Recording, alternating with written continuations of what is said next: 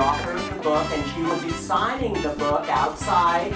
It's a great photo op. And we have other lectures as well about the historical significance of Haiti and the Haitian culture. Of African-American men who will join up in the American Revolution, preceding the Haitian. Christina Proenza-Coles, historian and author of American Founders, recently visited Miami-Dade College's North Campus as part of the Florida Humanities Grant.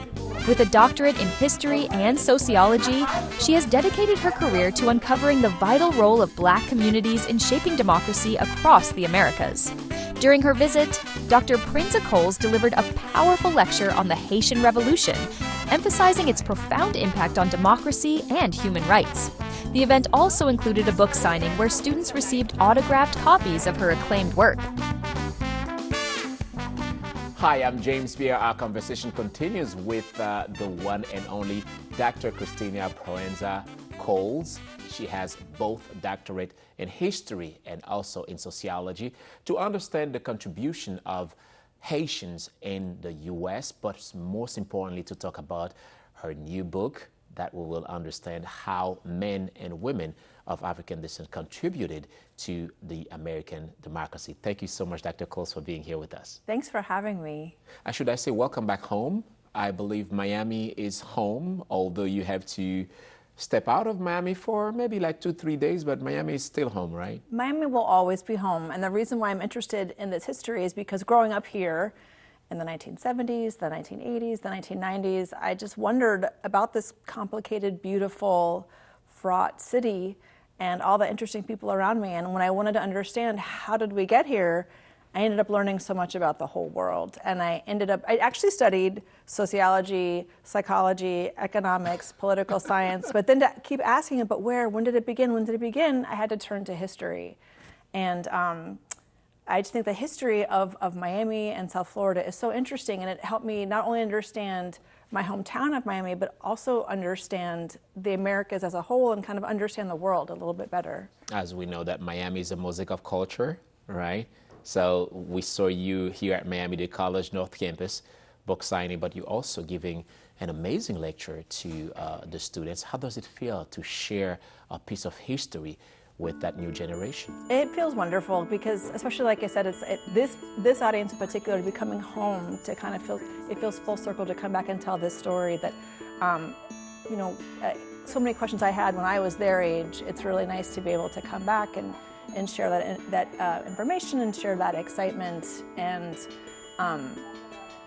as I said, I'm really proud of this hometown, and I'm really proud of all the people who made it. So it was really special, I have to say, to be in Miami giving the lecture, because I have spoken in different parts of the country, but there's something really special about being in my hometown and talking about these forces, which I think are so important to all of us nationally, but also has like a very local heart. Well, we are happy and honored to have you here, not only in Miami, but also at Miami-Dade College North Campus, home to a lot of Haitians. And you have an extensive knowledge about the Haitian culture, the Haitian history, the Haitian contribution to not only the United States, but the world. So if we tackle the elephant right there before we start talking about the book, Haiti, the first Black country to be independent from slavery, heavy title. Is that the price that Haiti is still paying now, that Haiti is still suffering? There's certainly, yes, the fact that you mentioned Haiti was the first free republic in the Americas. It's also the first Black republic. It's also the first place where the independence war was fought by formerly enslaved people who overthrew slavery. So I think that the Haitian Revolution was not appreciated by many of the world powers at the time. In 1804, when Haiti declared independence and had the first constitution that outlawed slavery, that granted rights to all citizens, that outlawed imperialism, that outlawed discrimination based on color, there were people who celebrated this as an innovation in political thought. There were abolitionists from Mexico to Venezuela to the United States who appreciated what was happening in Haiti. But there were a lot of powers that be, the United States, France. Cuba was certainly very nervous about this. People who were slave owners in Cuba, I should say, were made very nervous by this development. But it's interesting because The people who were invested in slavery were absolutely terrified by this development, but people who were abolitionists and people who were interested in independence and citizenship rights were quite inspired by this. So you can see both sides of the coin in Haiti, in the United States, where certain powers that be very much rejected and maligned the Haitian Republic, whereas other people were very much celebrated it. Wow. And you mentioned during the lecture in your book as well, how many French families were living, a classy life, a lifestyle so high. On the other side, because the slaves of Haiti were working so hard, then right after that Haitian Revolution, we could have seen how they were so confused, desperate on how to handle the Haitian Revolution. Well, I mean, I think it's surprising for some people in the current day to realize how wealthy Haiti was before the Haitian Revolution. I mean, it was the wealthiest colony in all of the Americas. It outpaced, anything in the what would become the United States. It outpaced anything else in Latin America. It produced the most sugar, the majority of the world's sugar, half of the world's coffee. I mean, it was not just an economic powerhouse, it was a cultural center, it was a scientific center. It was probably the most sophisticated place in the Americas at this time. And I think that a lot of people don't recognize that. As you said, this was because it's based on a very deadly and lethal economy of the production of sugar by 90% of the population who was enslaved. So it's definitely a dichotomy of sort of brutality and also sophistication in a weird way, if I can put it that way. Yeah. But then in the aftermath of the Haitian Revolution, it's to reproduce that economy based on sugar was virtually impossible. Formerly enslaved people did not want to go back and into the sugarcane fields. They wanted to maximize their time with their family. They wanted to maximize their autonomy, and there was no way to sort of recover that economic situation based on that enslaved labor. Now let's talk about how Haitians contributed in shaping the democracy and freedom in the United States. Well, the Haitian Revolution itself, the idea of having the first constitution in the Americas that outlawed slavery and discrimination and created a free republic, reverberated all throughout the Americas, and the United States was no exception. And certainly among Black intellectuals, many who had served in the American Revolution, many who were active in political organizations here called colored conventions in the North, where free people of color would get together to discuss how to end slavery, how to increase civic and participation of free people of color. They looked to Haiti as a model. So it was certainly inspirational for writers like David Walker, who wrote a book in 1830, I believe, that basically said, hey, Americans, read your Declaration of Independence. We need true freedom. We need true liberty. There's so many thinkers who were always grappling with Haiti as the beacon of abolition in a theoretical sense. Yeah. And certainly W.B. Du Bois and Frederick Douglass, among others, would write about the importance of the Haitian Revolution. But Haitian people also profoundly shaped the development of democracy in the U.S. Through their migrations here after the Haitian Revolution in the 1790s and the early 1800s. So there's a variety of figures who lived in places like New York and Baltimore and Philadelphia, individuals who were instrumental in political struggles to end abolition, political struggles to end segregation, as well as I'm thinking of two individuals who helped create Catholic charities. I'm thinking of a woman born in Haiti who lived in Baltimore who founded basically the first order of Black nuns in the United States, who's up for sainthood right now for the work that she did caring for her community, of the needy, of children, of the elderly. And so there's many ways in which people who were born in Haiti came here and basically lived up to these values of sort of freedom and civil rights for all. To me, the most exciting example is Plessy versus Ferguson, the landmark Supreme Court case in 1898 that made separate but equal the law of the land. And you mentioned so many names that we were reading, like French and Latin names, and we didn't even know. It's interesting too because at this point in New Orleans, the population of New Orleans after the Haitian Revolution increased by 50% because of the Haitian migration. So New Orleans became a very Haitian city, and these Haitian migrants very much shaped the political development of this city after slavery. And there are also a lot of Cuban immigrants there at the time, and they worked together. These Cuban immigrants were still living under colonized Cuba. So they were very interested in having the conversation about citizenship rights, about independence, about abolition. And these individuals collaborated with locals in Louisiana, which of course had also been like a Spanish and French colony itself. So these ties are long and deep, that you have individuals from Haiti, Cuba, and Louisiana who are gathering to try to create a new constitution for Louisiana after the Civil War that had equal rights for everyone, all citizens, in public transportation and in voting. And when Louisiana created the Separate Car Act in the late 1800s, trying to legislate that black and white people would sit in separate parts of the car. And so this was obviously years before Rosa Parks bravely refuses to give up her seat on a bus in Montgomery in the 1950s.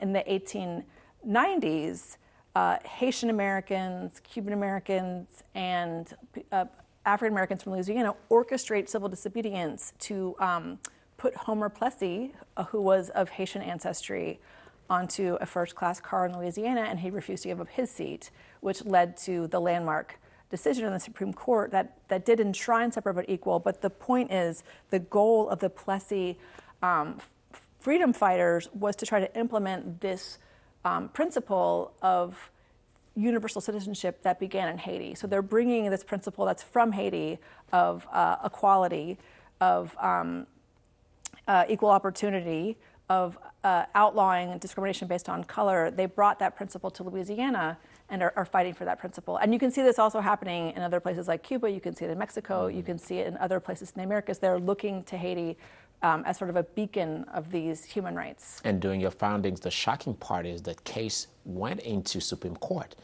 and the decision was, yes, it's normal. It's normal. There was one dissenter, a white Supreme Court justice, who dissented and said this is, not correct. But no, the majority agreed on this. And I will also point out that there's no other government in the Americas that had legal segregation like that, which is not to say that white supremacy and racism were not problems throughout the Americas, and they were in the aftermath of slavery. That there you can see certain social and economic inequalities that were reproduced in other ways, but only the United States had legal segregation in a country that purported to be a democracy. Haiti is the island of inspiration. Many leaders around the world came to Haiti for inspiration, right? To have strength to fight for freedom, for liberty. You mentioned Baltimore. They celebrate the Haitian Revolution. We have Chicago. We have all the places where Haitians leave their mark. Why we are not teaching this to the new generation? I will say I get to live in a world where I get to read a lot of books that celebrate this history. So the history is out there. There are scholars who talk about this. There are activists who talk about this. But you're correct. We need to get this narrative in front of more people. We need to get it into the classroom, in my opinion. I will say, at the University of Virginia, where I am, one of our most prestigious scholars is the scholar of the Haitian Revolution, and he's now the head of Democracy Institute, which is to tell you that we recognize that democracy and the Haitian Revolution are inextricably linked. But I agree that this history is not well known enough. But I have seen over the course of the last 30 years a growing understanding, certainly in the academy, of the tremendous import of the Haitian Revolution as sort of the foundational watershed moment in the struggle for human rights that is continuing around the world. But many scholars now recognize that the birth of that was indeed the Haitian Revolution. Another untold story, Charles Reason and his brother, how they fight against slavery for freedom in this country. Would you please elaborate more on their contributions? So they were of Haitian descent, but they grew up in New York City in the early 1800s. And at that time, there was something called the African Free School in downtown New York, where actually many, many Black intellectuals, a lot of those students went on to do a lot of incredible things. And the Reason brothers were among them. Charles Reason was, in fact, a math prodigy, starting at 4. And he ends up teaching mathematics. He's the first Black professor at a white college in the 1830s, but he also becomes very involved in education in New York, in secondary school education in New York, and he basically leads a legal challenge that outlawed segregation in New York schools in the 1890s, which is remarkable. This is well before the Civil Rights Movement. His brother is an artist. He's a lithographer who makes sort of images, and he made images for some very famous abolitionist figures for abolitionist publications. So they're both, in their own way, very active in the fight against slavery and the fight against discrimination. Oh, that's super great for our viewers to know and to understand, as we are living a time of turmoil, a time of uncertainty about where Haiti should be placed, and Haitians, migrants coming here to the U.S. We'll talk a little bit more about Haitian migrants, but I wanted to emphasize as well the migration of Haitians to Cuba, right? And you mentioned that probably the mother of the best singer that we know for Cecilia Cruz was Haitian, and how the Haitian community in Cuba are impacting the culture of Cuba itself. Would you talk about that? I would love to, because I had the opportunity in 2003 to go on a research trip with several scholars and researchers to examine the impact of Haitian culture on the eastern part of Cuba. I mean, if you look at a map, Haiti and Cuba are very, very close together, so it's really not surprising at all. Well, from where I came from, Jeremy, I could go right on the mountain and see the lights in Cuba. And so this is why these communities have always been interconnected. And so I'm thinking of also, so after the Haitian Revolution, many thousands, tens of thousands of Haitians relocated to eastern Cuba. And they had an incredible impact on, well, first of all, they brought coffee growing with them. And so they altered the Cuban economy and brought coffee plantation to the eastern part of the island. And also, actually, as an aside, is that now that Haiti was no longer the world's largest producer of sugar, Cuba sort of steps into that role, into that vacuum. And so it definitely impacts Cuba's economy that they become the leading producer of sugar after the Haitian Revolution. But the eastern part of Cuba remains or becomes a coffee growing region thanks to these Haitians, but also the culture is so important. When I went on this trip to study the impact of Haitian culture, we looked at dance, we looked at religion, we looked at many ways in which Haitian culture is still very much alive. But also, if you look at, for example, the heroes of the Cuban Revolution, of Cuban independence, Antonio Maceo, the Bronze Titan, who is the airport is named after him in Cuba. His family also had Haitian roots. So here we have this founding figure who's sort of like the quintessential Cuban figure, has roots in Haiti. And I think that's very, very common, that you would find these interconnections of families and cultures throughout the Caribbean, and even in the United States, South Florida, and Latin America, that you find that there's a lot of migration, and that these communities are intertwined. Haiti, the first Black republic in the Western Hemisphere, and during your lecture you mentioned how difficult it was for another nation to accept the freedom of Haiti. Was it because Haiti is a Black country? Yes. There's people who've written about, so for example, John Adams was actually happy to recognize Haiti as a sovereign state, was happy to continue trade with Haiti. But there were other politicians like Thomas Jefferson, who was very uncomfortable. Obviously, Jefferson was a fan of the American Revolution. He was a firm supporter of the French Revolution. So even I think observers at the time recognized, well, if you're not going to support, why wouldn't you support the Haitian Revolution if you support these other revolutions? And I think it was absolutely the fact that it was people of African descent and formerly enslaved people. And this country is, of course, founded in the profound contradiction of slavery and freedom. Thomas Jefferson wrote an incredible document insisting that all men are equal and that we were going to create a republic based on that, while at the same time he had an enslaved community in his own home that included his own children. And I think that kind of tension between slavery and freedom is something that's always been very difficult in this country to sort of come to terms with. And I think that for someone like Jefferson and other people who were in power at the time, it was terrifying, the idea to have enslaved people rise up and take control of the government. For some people, it was their worst nightmare. As I've mentioned, there were abolitionists for whom they thought that they recognized this as a beacon of hope and the future. And the Mexican president outlawed slavery, I think it was 1821, I want to say. And as we, Simón Bolívar, who was the leader of independence movements in northern South America, also tied abolition to independence at the behest of the Haitian president, Alexandre Pétion, who provided a lot of aid and money and weapons and soldiers and a safe haven for Simón Bolívar. And it was Alexandre Pétion who said, I offer this to you, and in exchange you must end slavery. So there were many other states that recognized that you can't have independence without ending slavery. You can't form a republic without offering citizenship to everyone. So I think that lesson has become really important. Now I think we can recognize it, but at the time in 1804, I think it was very politically fraught. Another very important figure in the Haitian history that the world is not talking about or refuse to talk about is Jean-Jacques Dessalines. So obviously Haiti, as the first black republic in the Western Hemisphere, automatically made Jean-Jacques Dessalines the father of democracy, of freedom. But we are not talking about him. Why?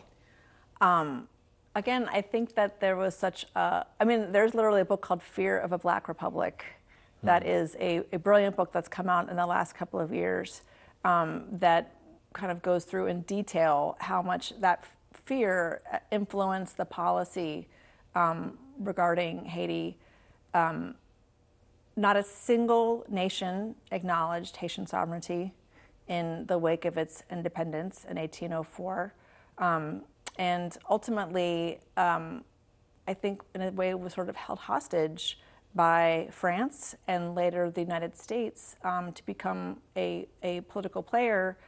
France demanded an indemnity of $200 million, essentially, in 1825 that they demanded at gunboat and also in exchange for recognition of sovereignty, and then also insisted on French loans for that amount and essentially hamstrung the new nation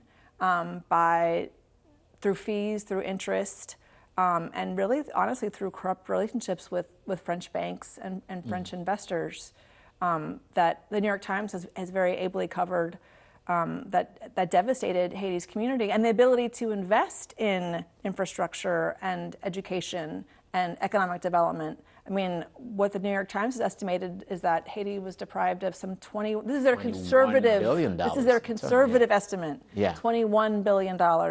There's higher estimates, but the conservative estimate that the Times made was $21 billion that could have gone into the economic development of the country. Now we understand why they will not let Jean-Jacques Dessalines or Toussaint Louverture, for matter of fact, to be recognized as the fathers of democracy. But I mean, also the example of Toussaint Louverture, who wrote the original Constitution in 1801, who had fought alongside France in the moment where it looked like France was going to end slavery and recognize the rights of Haitians, and then when Toussaint realized that France, that with Napoleon, that they were not going to honor that. He fought bravely for his country's sovereignty. He engaged in diplomacy. He was a brilliant leader. He was then captured by the French. Imprisoned by the French. Imprisoned and died. And died in prison. So, I think there's a case to be made that had diplomacy gone a different way, had more traditional rules of diplomatic relations been observed, Toussaint would have lived. You mentioned the article about New York Times. And most of the time, we, in the Haitian community, see the United States as the savior of Haiti. But the revelations by New York Times is showing different. That when the United States came and occupied Haiti, it was really economic devastation to Haiti, right? So 24 to 40% of the money that Haiti was produced was being used to pay the debt from France, and also interest to the U.S., because U.S. was served as the debt collector to on behalf of France to collect money in Haiti. Also, lots of money were taken from Haitian banks and gold to the U.S. Would you talk about that? Well, I mean, as we know, there's a long history of the U.S. Getting involved in countries in Latin America under the guise of trying to protect political stability that often is really for the economic interest of U.S. firms. This case was particularly striking with the New York Times uncovered. And I will say that there's all these wonderful scholars that I was referring to earlier that are doing this work that we need to get in the schools. And so the scholars didn't find the New York Times story breaking news. These scholars were saying, oh, we've known this for a long time. We've been researching this. Yeah. This isn't but the New York Times, I think, brought it to a wider audience, which I appreciate. But what the New York Times concluded was that a particular bank, that is the precursor of Citibank, was a major impetus of the original U.S. invasion of Haiti in 1915. And there's a lot of documentation that they show of the actors on Wall Street very much influencing the U.S. government and the issuing of the U.S. Marines to, as you said, literally go into Haiti's national bank and walk out with gold, which they then brought to New York City. And it's to read some of these letters that the New York Times discusses of some of these power brokers and economic brokers. It's not even couched in terms of political stability. It's very much. I'm trying to remember the quote now, but I mean, there's one financial advisor who's saying, yeah, if you go to Cuba, if you go to Haiti, this is an economic gain for us. That it was a deliberate sort of economic strategy for U.S. firms, if you will. Yeah. Many are saying that after the occupation of the U.S. to Haiti never been recovered. Do you think that occupation is also an instrument to the deep poverty of Haiti now?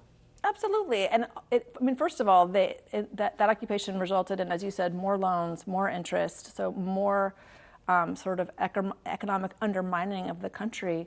I think that the U.S. declared martial law. The U.S. at that point disbanded the parliament at gunpoint. The U.S.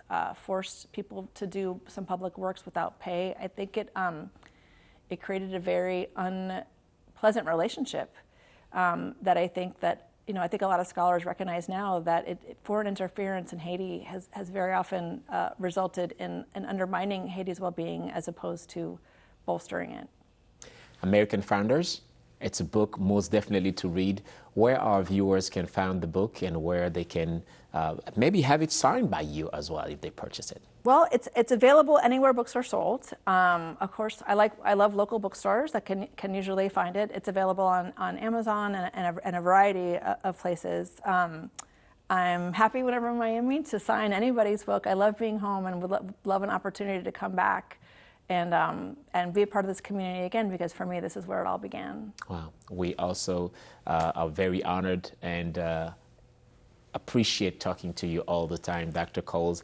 Very refreshing to learn more from our culture, to learn so many things that really unite us instead of dividing us, as we are living in a time of a lot of political statements and sometimes false accusations made about different communities, but we love having you to bring us the facts. Thank you so much, Dr. Coles, for being here with us. Thank you for having me. All right, thank you as well to you for watching. We'll catch up with you on the next episode.